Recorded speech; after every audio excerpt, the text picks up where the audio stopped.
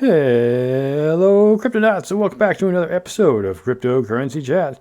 It is Wednesday, the last day of May in 2023. Can you believe it? We're 5 months down, only 7 months to go till 2023 is over, and we start the political, whatever it's called, thing. Anyways, this is episode Not only 520. not only that, the halving's coming up next year. Yes, the happening is coming, but so is Bitcoin 2024. Of course, let's talk about Pacific Bitcoin first. So Pacific Bitcoin will be happening at the end of this year in October, at the beginning of October, and there will be lots of activity at Pacific Bitcoin. It is, after all, just Bitcoin, only Bitcoin, Bitcoin alone, Bitcoin only, Bitcoin forever. Just ask Michael Saylor, even though he's not in the black anymore.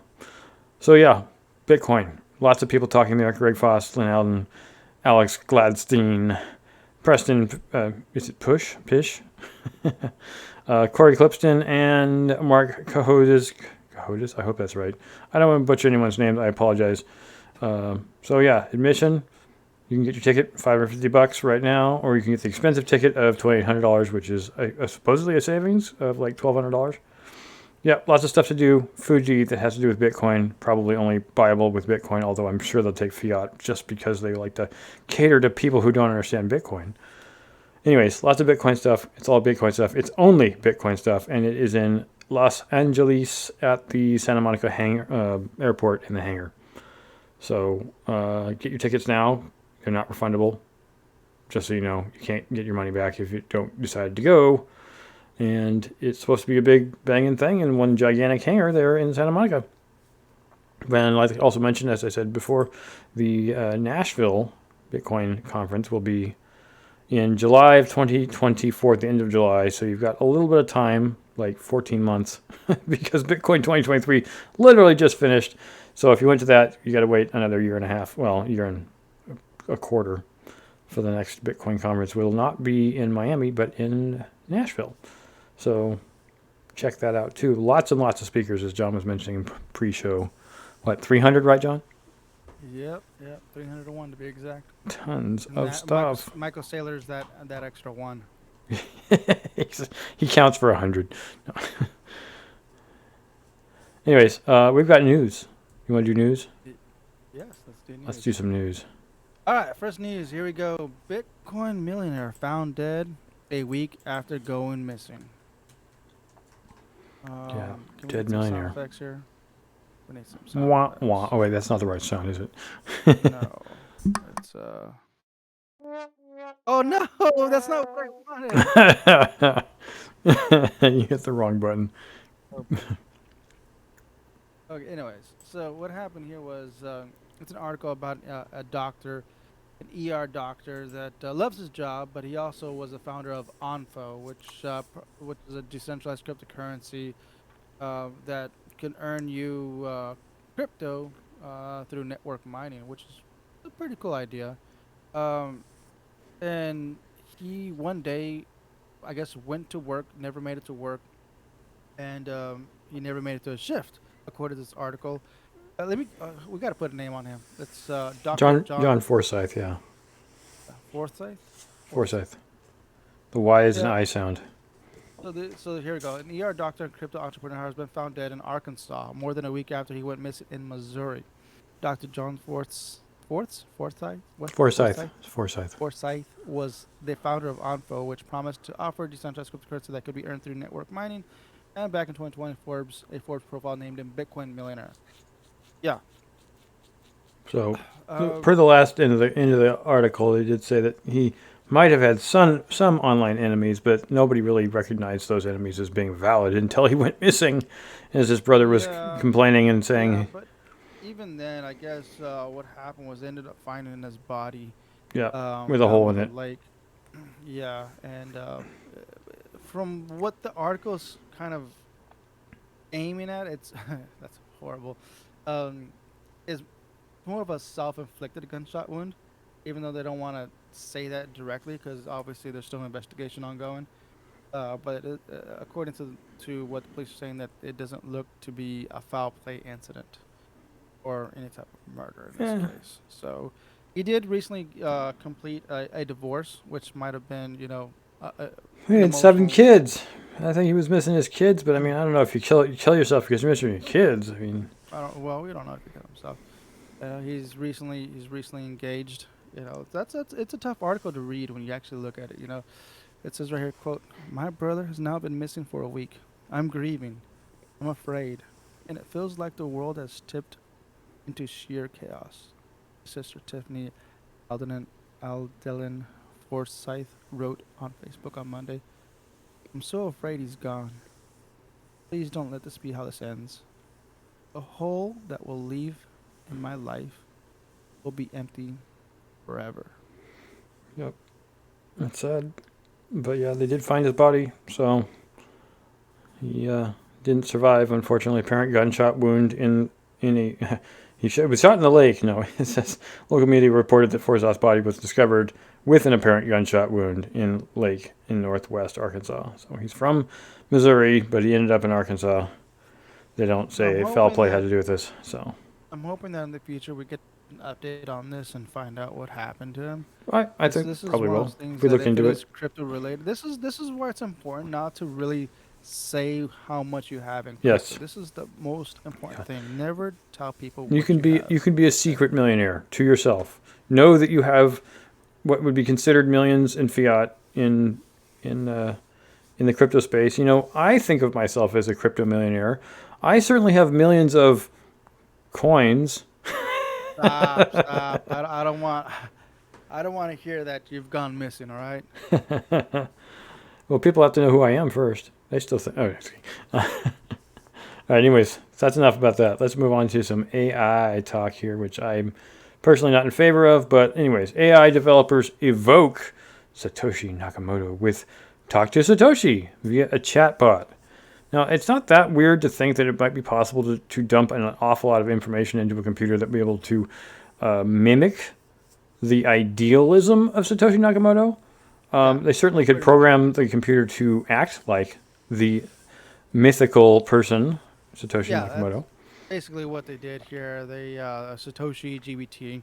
They pretty much just dumped all of his emails and Content, what do you yeah, call it? Yeah, all his content in there and a couple of books that were like purist Bitcoin reads, and that's how this Satoshi GPT calculates its response. It doesn't know everything currently. certainly. Like for example, Decrypt did ask it a question in regards to ordinals, but it doesn't have any current knowledge about Nope. that But I because it's too mean, new. would Satoshi Nakamoto himself What actually is know about that crazy? kind of stuff? Yeah. What is crazy is that I've said for years that Satoshi is an AI from the future that went back in time to 2008 to give us Bitcoin. I said that for years, man. It's finally Self here. fulfilling This is prophecy. gonna this is gonna be the genesis. This is gonna be the Satoshi DBT is gonna get so advanced, so smart. Because it's not. It's just the beginning. Obviously, they're gonna keep compiling more data into it, and it's gonna get so advanced that's going to be able to travel through the internet timeline and go back through a black worm through to back to 2008.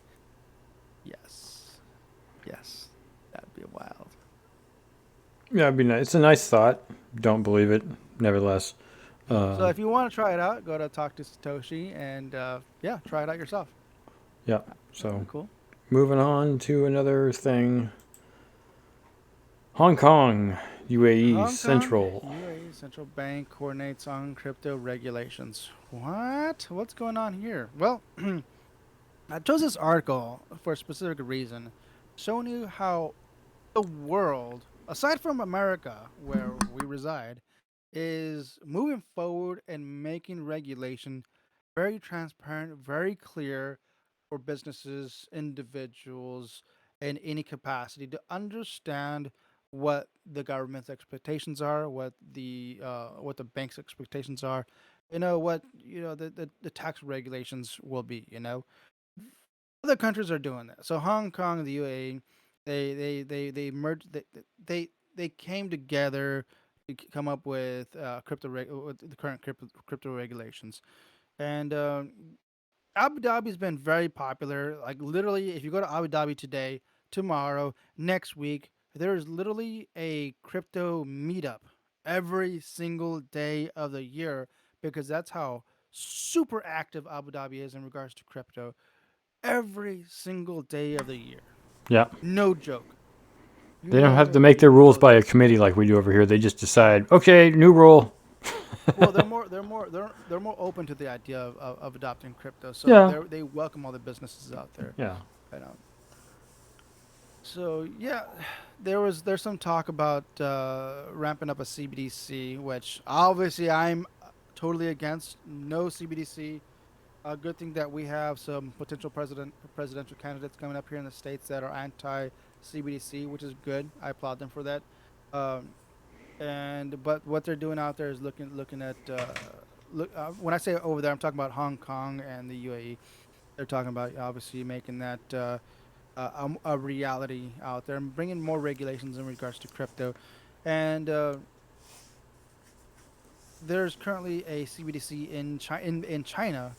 Aside from Hong Kong, obviously it's not or will most likely ever be adopted in Hong Kong, but pretty much in a lot of other regions in China, their C was it C their ECYN Mm-hmm. CBDC token is uh, is pretty much being distributed regularly and being activated in different regions. Right, I think they Right. just activated another like 1.8 million. Well, there's 1.7 million Mm-hmm.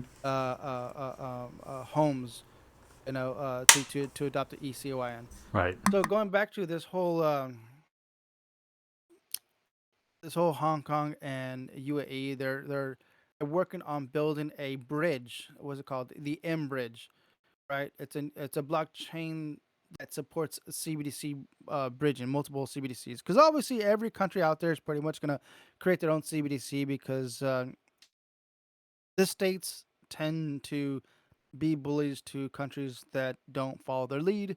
And when a country doesn't bow down and says, "Hey, we want to stand up for our own rights, we want to have our own freedoms," and when America says, "No, if you don't follow us or follow what we do, then we're going to sanction you." And so that's where I think the whole CBDC came to fruition. It's other countries' freedom of Yeah. expression and They freedom of they money want to be that able. I they mean, in a can sense, they create. want to be able to get around the United States. I know Russia certainly does. China certainly does. North Korea certainly does. They're just tired of the United States being the 8 billion pound gorilla that no one can get around or push over or anything like that. And I totally understand that. We have rules in this country that we think are fine, and they have rules in their countries they think are fine. They don't always mesh. Yeah. So this whole idea of M-Bridge, it's going to be, I think, a pretty cool technology where they're going to allow multiple countries to be able to bridge their CBDCs in exchange in real time, which is pretty crazy. It's pretty Mm-hmm. crazy that it's already at this stage, and we in the states have still not created one regulation of transparency for exchanges, let alone civilians. Right? What the hell? What are we supposed to do? Mm-hmm. They're just worried about okay, dude. I just I if I bought a crypto punk or an ape or a banana, an NFT or whatever. What's the regulation on that? Like Mm-hmm. let me know what's going on. If they can't even regulate businesses, what about the people? Right. Yeah. Well, we'll see what happens here in the near future. This is pretty close, man. This is like in the near future. This is not in the future. This is like coming up, like right around the corner. Right. So, yeah, it's happening. It's not happening here. We're slow. CBDCs will never happen here. That I don't think that'll ever No, be a there's thing. enough. Well, I don't know if there's enough people against it, but yeah, at the moment, it doesn't seem like it's going to happen. Not to say that what's it, the guys from ADV China, well, China Show rather, are talking about how everyone's like, wow, China's got this China thing that they've been doing for all this time, and like they're like really future. I'm like, no, they're not. And the question was that I think Winston asked. He said, some guy is like who was exclaiming all this stuff. He's like, when was the last time you used cash? The guy's like, maybe 10 years ago. He's like, yeah. So you're saying that you have digital currency now? He's like, yeah, I guess so. Yeah. The point is, the United States has been using digital currencies since the 90s. If you can't pay with your, Apple Pay and Android Pay have not been around that long, but using a credit card to pay for stuff, that's been happening for decades. It's nothing new. And those who went completely cashless, which was what they called it in the 90s and 80s, it's something that's been going on forever. So just the fact that it's possible with China's, what's it called, WeChat, to pay for anything, great. But and it's great to see that it's possible to pay with just one app for everything. But at the same time, you're saying, isn't that like a centralized? It is a centralized system. But what's worse about it in China is that centralized system controls the people. It is literally the Big Brother surveillance system for the entirety of China. So that's the problem John has primarily with Bitcoin, or not with Bitcoin, but with CBDC being the centralized unit of all transactions. The surveillance ideology. Yeah, yes. it's the surveillance part. Mean, a CBDC that is very private with DIDs, where the government doesn't know when I take that money, when I deposit or withdraw or spend. Okay, maybe it might work, but then why not just add privacy protocol to Bitcoin? Just use Bitcoin or Lightning Network, Yep. So yeah. All right, so moving on to a Bitcoin standard. Well, actually, the Bitcoin standard author is now advising Nayib Bukele, the president of El Salvador.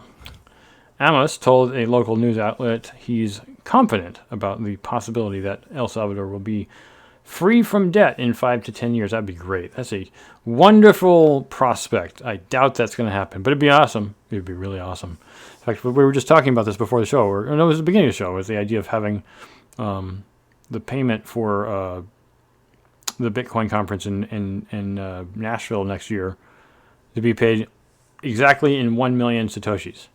Not some fractional amount that's above or below Satoshi, depending upon the value of fiat at the time. No. You're a Bitcoin conference, charge people Bitcoin only. Yeah, if you go back to the website, you go to tickets, you can see exactly there.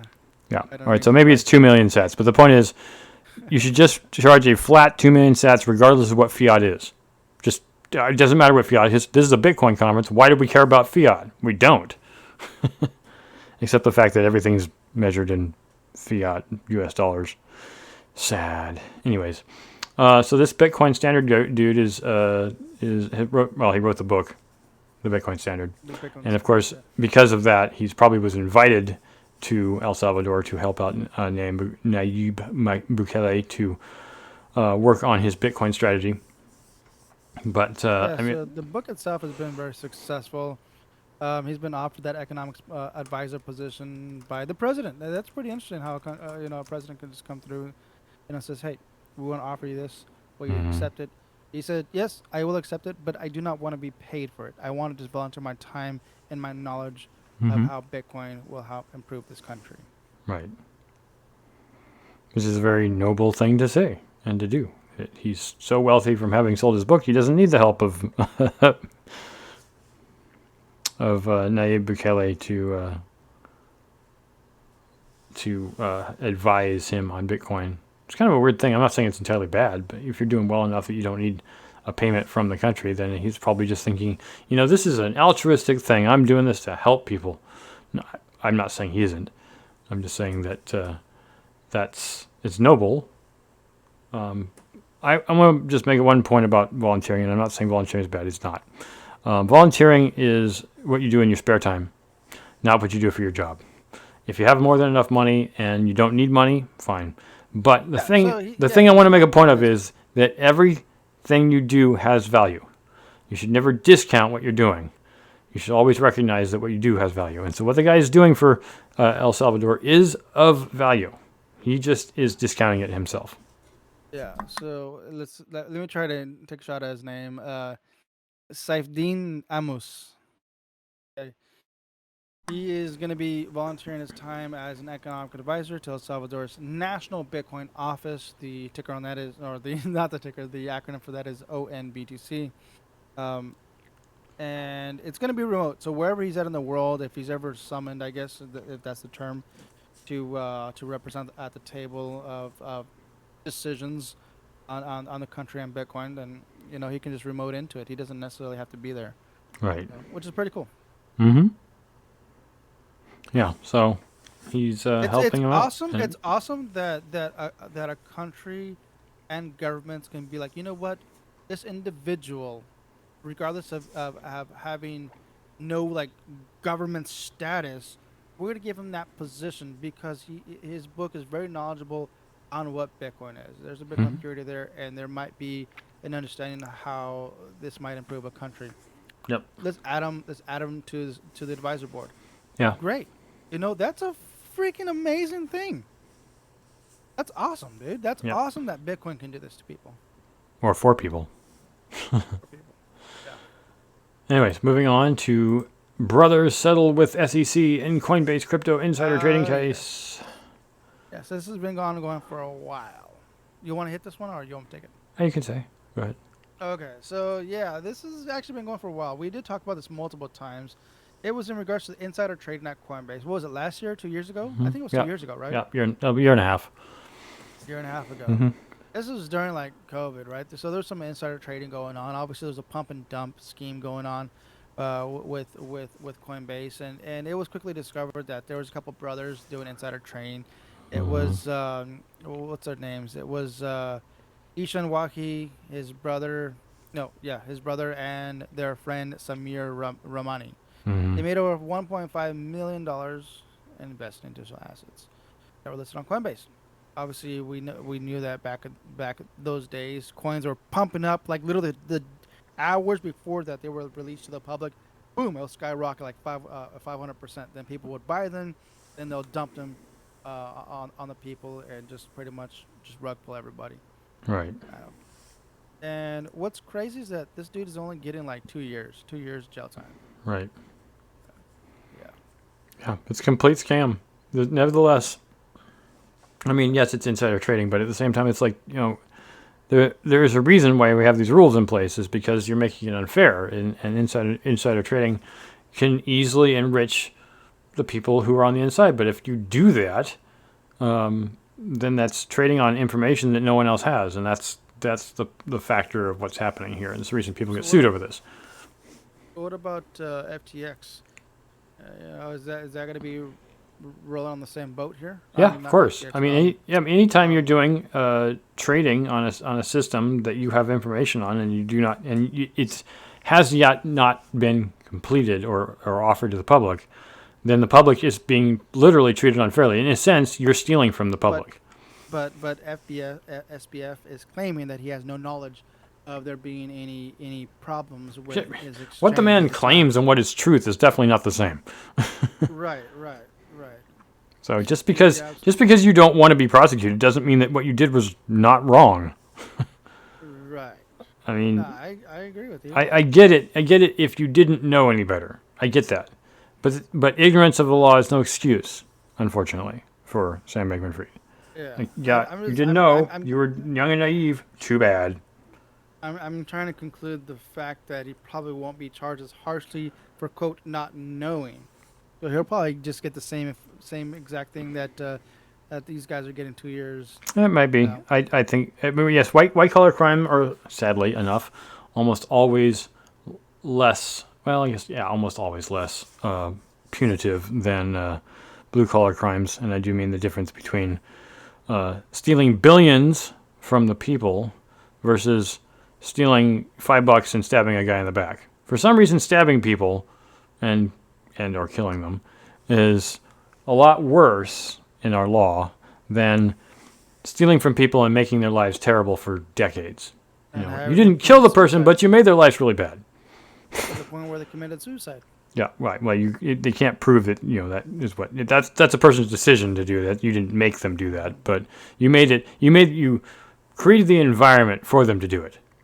Mm-hmm. So yeah, it's sad that white collar crimes are treated far less harshly than blue collar crimes. They're like, well, we want you to keep making money so that we can just take it from you in the future. So we'll just give you a short fine so you can get back out in the world and start making money again because the government needs it. So from So what it looks like, he just has while he just has to pay. He's going to do his 2 years and then pay back. It looks close to about $1 million, I think. mhm. It looks like a little over. Yeah, I would say about $1 million. Yeah, I still think fines or criminal fines and civil fines should be percentage base of your total value Isn't or that your crazy, dude? total Like income. he's going to be released by the time he's 35. He has enough years to really think things through. And be like, you know what? I'm gonna create my own token and rug everyone again. That's what Ben Armstrong did, right? BitBoy. He made his own token and then he rugged everybody on it.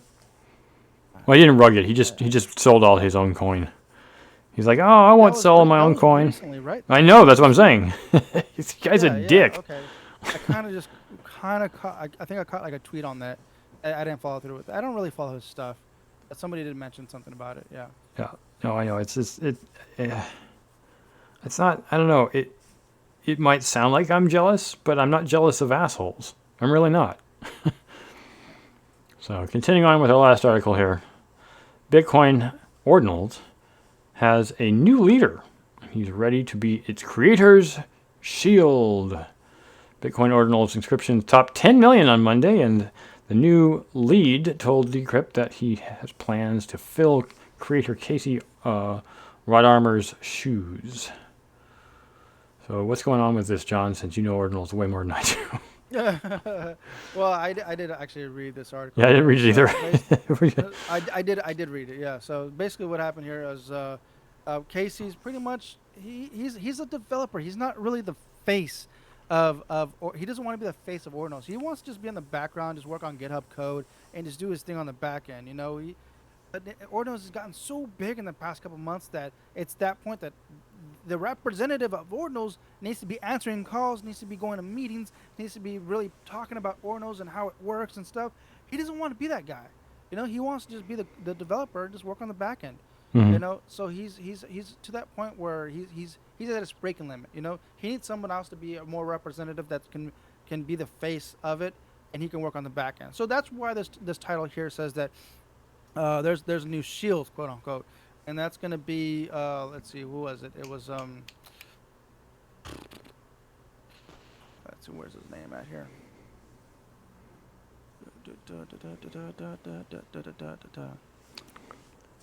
Oh man, where's the? Some There it random is, person. Raf. So he's going to be stepping up as the lead maintainer of Ornos. And I'm assuming what that does is he's giving the keys to GitHub, yeah. I Because the biggest problem that Casey is dealing with is that there's so many people pushing updates on GitHub that he doesn't have time to review that stuff and push it out. He has no, you so got much 10 that he's million dealing with. Ordinals on the block now. So He's well, I'm code updates and. So he's dealing with he just says he wants to deal with his own personal life and just do his own stuff on the Mhm. back end. So now Raf, yeah, I pulled up his tweet here, or his tweet, his Twitter account with Scooby Doo on as his little image here. Yeah, so he's gonna be the new face. It's a new chapter for Ordinals, and we'll see where it goes from here, which is pretty cool. right. Congratulations, Raf. Congrats. So And be congrats it. to everybody that has Ordinals and that's been part of the Ordinals ecosystem for 10 million. Yep. So, yeah, that's the news for this Wednesday. Thank goodness it was quick and easy, sort of. Yeah. Thank you all for tuning in to this relatively short news cycle. Was it short? What did we? Yeah, Yeah. well, I guess it is 30 minutes. I guess it went fast for me. Check out Bitcoin Nashville 2024 coming up 14 months from now. Of course, Pacific Bitcoin will be happening in October, early October 2023. So not that far off. What is it? Late May now, early June. So what? 4.5 months or so? 4+ months. Basically after summer is over. 5 months. 4 months. Anyways. October is the 10th month. We just finished the 5th month. Yeah, 4 months. And as always, we encourage you, if you will, to help this channel grow and donating coin. We appreciate your coin donations. We also appreciate some fiat donations, if you will. We haven't yet figured out how to make Patreon payable in Bitcoin. That would be amazing if it was possible. You can do it through BitPay. BitPay will accept your donation, but most of it goes through PayPal. You can check us out on YouTube if you're not already. You can check us on Twitch Live and see everything there, both pre and post show. Of course, all of our upcoming interviews as we'll be doing, those will always be available on our Patreon page. You can get us on Twitch, and if you're listening on Spotify, now it used to be Anchor. What are you saying, John? Odyssey. And Odyssey, yes. Of course, you can always see us on Odyssey ad-free. Great place to check out all of our content. No ads will ever pop up on Odyssey that I know of. Maybe they're doing it now. I haven't seen a single ad since they started. And, of course, if you can't get an Odyssey, you can always get it on a library. You just download the client and watch it on a library all you like. It's great. It's a great place to get content for free forever. So, thank you all for joining. As we'll say at the end of every single show, stack sats and hodl. Hodl. Adios. Adios.